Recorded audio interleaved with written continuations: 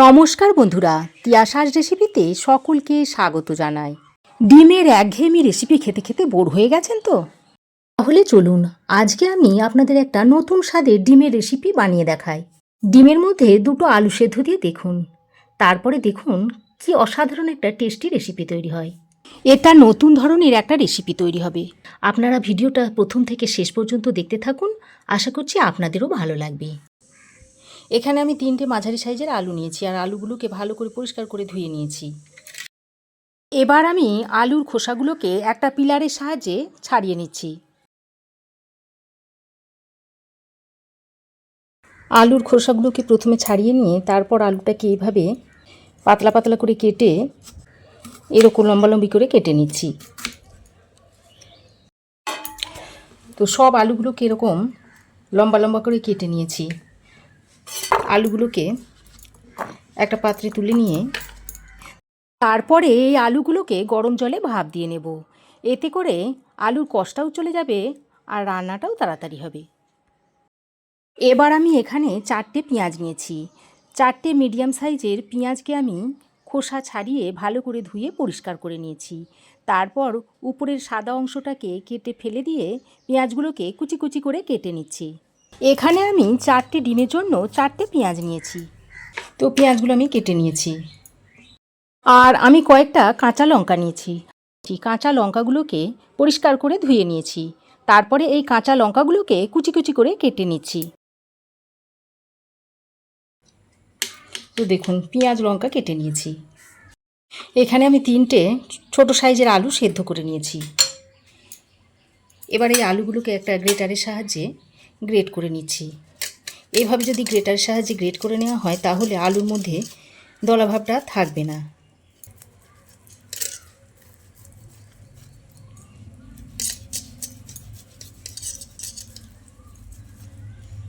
তো দেখুন সব আলুগুলোকে আমি গ্রেট করে নিয়েছি। এবার আমি যে পেঁয়াজটা কেটে নিয়েছিলাম তার মধ্যে থেকে অর্ধেক পেঁয়াজটা একটা প্লেটের মধ্যে নিয়ে নিয়েছি। এবার আমি 4টে ডিম নিয়েছি। এই পেঁয়াজের মধ্যে ডিম 4টেকে ভেঙে দিয়ে দিচ্ছি। আমি 4টে ডিম নিয়েছি, তবে আপনারা আপনাদের প্রয়োজন মতো ডিমটাকে কমিয়ে বা বাড়িয়েও নিতে পারেন।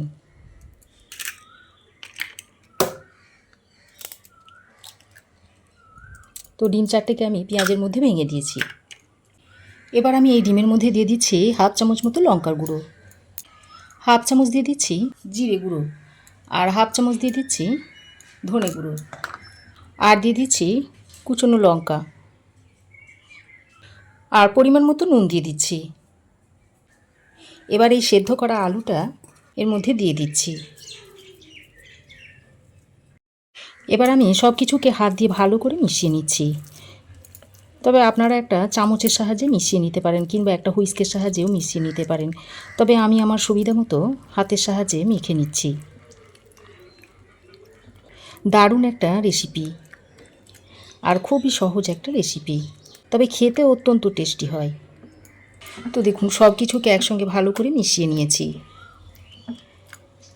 একটুও কোথাও দেখুন দলা পাকিয়ে নিই, খুব সুন্দর করে মেখে নিয়েছি। ডিমের অনেক রেসিপিই তো আপনারা খেয়েছেন, এইভাবে সেদ্ধ আলু দিয়ে একবার ডিমের রেসিপিটা তৈরি করে খেয়ে দেখুন। একঘেয়েমি ডিমের রেসিপি আর ভালো লাগে না। এবার আমি একটা ফ্রাই প্যান গরম করে নিয়েছি। তারপর এর মধ্যে দিয়ে দিচ্ছি 2 চামচ মতো সর্ষের তেল। তেলটাকে এভাবে একটু স্প্রেড করে দিচ্ছি। তারপর যে ব্যাটারটা তৈরি করে রেখে দিয়েছিলাম এর মধ্যে থেকে 1 হাতা মতো ব্যাটার নিয়ে এই ফ্রাই প্যানের মধ্যে দিয়ে দিচ্ছি।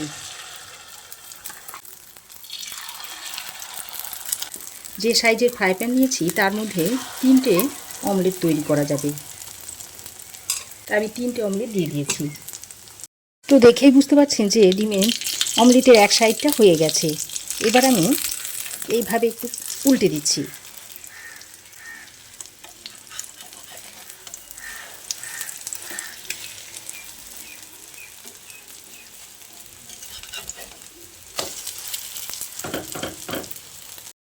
উল্টে দিয়ে আবারও কিছুক্ষণ ভেজে নেব। 2 পিঠ আমার ভালোভাবে ভাজা হয়ে গেছে। এবার আমি এই অমলেটগুলো একটা প্লেটে তুলে রেখে দিচ্ছি।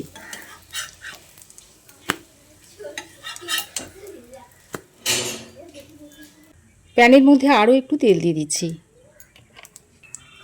তারপর ওই একইভাবে বাকি অমলেটগুলোকেও তৈরি করে নিচ্ছি।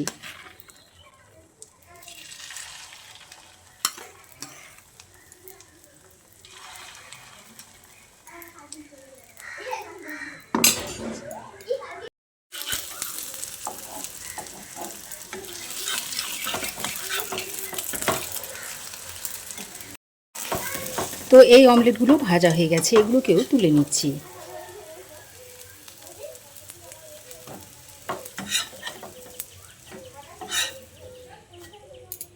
সব অমলেটগুলো ভেজে আমি তুলে নিয়েছি। এবার আমি কড়াই গরম করে দিয়ে দিচ্ছি অল্প একটু সর্ষের তেল। তেলটাকে ভালো করে গরম করে নিয়ে আর আমি যে আলুগুলোকে ভাপ দিয়ে রেখে দিয়েছিলাম সেগুলো দিয়ে দিচ্ছি। এবার আমি এর মধ্যে দিয়ে দিচ্ছি অল্প পরিমাণে একটু নুন আর হলুদের গুঁড়ো। তারপর নুন আর হলুদের গুঁড়োটা দিয়ে আলুটাকে ভালো করে ভেজে নিচ্ছি। আর এইভাবে যদি আলু সেদ্ধ করে ভেজে তারপরে তরকারিতে ব্যবহার করেন তাহলে সেই তরকারির স্বাদ কিন্তু খুবই ভালো হয়। আলুটাকে আমি ভালো করে ভেজে নিয়েছি। এবার এই ভাজা আলুটাকে একটা পাত্রের মধ্যে তুলে রেখে দিচ্ছি।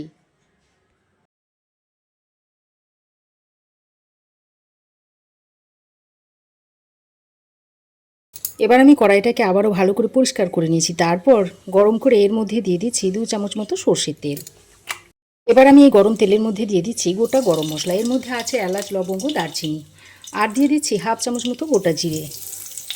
ফোড়নটাকে কয়েক সেকেন্ড ভেজে নিয়ে এর মধ্যে বাকি যে অর্ধেক পেঁয়াজটা রেখে দিয়েছিলাম সেটা দিয়ে দিচ্ছি। তারপর ফোড়নের সঙ্গে পেঁয়াজটাকে খুব ভালো করে ভেজে নিচ্ছি। একটু নরম করে পেঁয়াজটাকে ভেজে নিতে হবে। আর পেঁয়াজ যত মিহি করে কুচিয়ে দেবেন রান্নাটা তাড়াতাড়ি হবে আর গ্যাসটাও কম পুড়বে। তো পেঁয়াজটাকে দেখুন এরকম একটু নরম করে ভেজে নিয়েছি। এবার আমি এর মধ্যে দিয়ে দিচ্ছি 1 চামচ মতো আদা ও রসুনের পেস্ট। এবার আদা রসুনটাকে পেঁয়াজের সঙ্গে আরও কিছুক্ষণ ভেজে নিচ্ছি। আদা রসুনের কাঁচা গন্ধটা চলে যাওয়া পর্যন্ত ভেজে নিতে হবে। আদা রসুনটা ভেজে নেওয়ার পর এবার আমি এর মধ্যে দিয়ে দিচ্ছি টমেটো কুচি। এবার আমি এর মধ্যে দিয়ে দিচ্ছি অল্প পরিমাণে নুন। আগেও আমি আলুটা ভাজার সময় নুন ব্যবহার করেছি, সেই অনুযায়ী নুনটা দিয়ে দিলাম। দিয়ে দিচ্ছি হাফ চামচ মতো হলুদ গুঁড়ো, হাফ চামচ দিয়ে দিচ্ছি লঙ্কার গুঁড়ো, জিরে গুঁড়ো দিয়ে দিচ্ছি হাফ চামচ, আর ধনে গুঁড়ো দিয়ে দিচ্ছি হাফ চামচ। এরপর অল্প পরিমাণে জল দিয়ে মশলাটাকে ভালো করে কষিয়ে নিচ্ছি। খুব কম তেলে আমি আজকে রান্নাটা করে নিচ্ছি। আর যখনই কম তেলে রান্নাটা করবেন তখন অল্প অল্প জল দিয়ে দিয়ে মশলাটাকে এইভাবে কষিয়ে নেবেন। দেখবেন মশলাটা খুব ভালোভাবে কষানো হবে আর তরকারির স্বাদটাও খুব ভালো হবে। তো জল দিয়ে বেশ খানিকক্ষণ কষিয়ে নেওয়ার পর এবার একটা ঢাকনা লাগিয়ে মশলাটাকে কষিয়ে নিচ্ছি। এতে করে টমেটোটা তাড়াতাড়ি নরম হয়ে যাবে আর মশলাটাও ভালোভাবে কষানো হবে। ঢাকা দিয়ে আমি মশলাটাকে বেশ কিছুক্ষণ কষিয়ে নিয়েছি। আর দেখুন মশলা থেকে খুব সুন্দর তেল ছাড়তে শুরু করেছে। আর দেখুন টমেটোটাও খুব ভালোভাবে নরম হয়ে গেছে। তারপর আরও 2-4 বার ভালো করে নেড়ে চেড়ে মিশিয়ে নিচ্ছি। এবার আমি ভেজে রাখা আলুগুলো এর মধ্যে দিয়ে দিচ্ছি। আলুগুলো দিয়ে মশলার সঙ্গে খুব ভালো করে মিশিয়ে নিচ্ছি। তো মশলার সঙ্গে আলুটাকে খুব ভালো করে কষিয়ে নেওয়ার পর এবার আমি এর মধ্যে 1 বাটি মতো উষ্ণ গরম জল দিয়ে দিচ্ছি। আর এইভাবে যদি উষ্ণ গরম জল দিয়ে রান্নাটা করেন তাহলে রান্নার স্বাদটা যেমন ভালো হয় তেমনি রান্নাটাও খুব তাড়াতাড়ি হয়। আর এইভাবে রান্না করলে গ্যাসটাও কম খরচ হবে। গরম জলটা দিয়ে আলুর সঙ্গে ভালো করে নেড়ে চেড়ে মিশিয়ে নিয়েছি। এবার আমি এর মধ্যে চেরা কাঁচা লঙ্কা দিয়ে দিলাম। ঝোলটা যখন খুব ভালোভাবে ফুটে উঠবে সেই পর্যায়ে এই যে ডিমের অমলেটগুলো তৈরি করে রেখেছিলাম সেগুলো এর মধ্যে দিয়ে দিচ্ছি।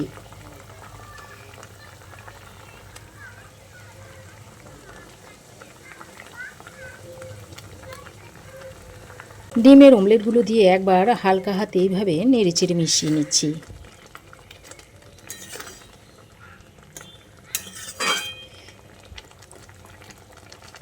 তারপর একটা ঢাকনা লাগিয়ে 3-4 মিনিট রান্না করে নিচ্ছি।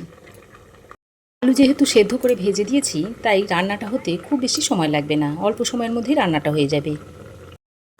তো ঢাকা দিয়ে আমি 3-4 মিনিট মতো রান্নাটা করে নিয়েছি। আর দেখুন ডিমগুলো কতটা ফুলে গেছে। এবার আমি একটু গরম মশলার গুঁড়ো এইভাবে ছড়িয়ে দিচ্ছি। তারপর আবারও একটু হালকা হাতে মিশিয়ে নিচ্ছি। আবারও ঢাকা দিয়ে গ্যাসের ফ্লেমটাকে বন্ধ করে কিছুক্ষণ স্ট্যান্ডিং টাইমে দেওয়ার পর আপনাদের রেসিপিটা দেখাচ্ছি। তাহলে দেখলেন তো বন্ধুরা, কত কম খরচে আর কত কম সময়ের মধ্যে রেসিপিটা তৈরি হয়ে গেল। তো আপনারাও একবার এইভাবে তৈরি করে খেয়ে দেখতে পারেন। খেতে অসম্ভব টেস্টি হয়। একবার যদি তৈরি করে দেন, বাড়িতে সকলেই এটা বারবার তৈরি করার আবদার করবে। তো রেসিপি কেমন লাগলো অবশ্যই একটা কমেন্ট করে জানাবেন। ভালো লাগলে একটা লাইক ও শেয়ার করবেন। পাশে থাকা বেল আইকনটাও অবশ্যই প্রেস করে দেবেন। আর আমার চ্যানেলে যদি নতুন হয়ে থাকেন তো প্লিজ চ্যানেলটাকে সাবস্ক্রাইব করার অনুরোধ রইল। আজ এ পর্যন্তই। আবার দেখা হবে নতুন কোনো রেসিপি নিয়ে নেক্সট এপিসোডে। সে পর্যন্ত ভালো থাকবেন, সুস্থ থাকবেন। ধন্যবাদ।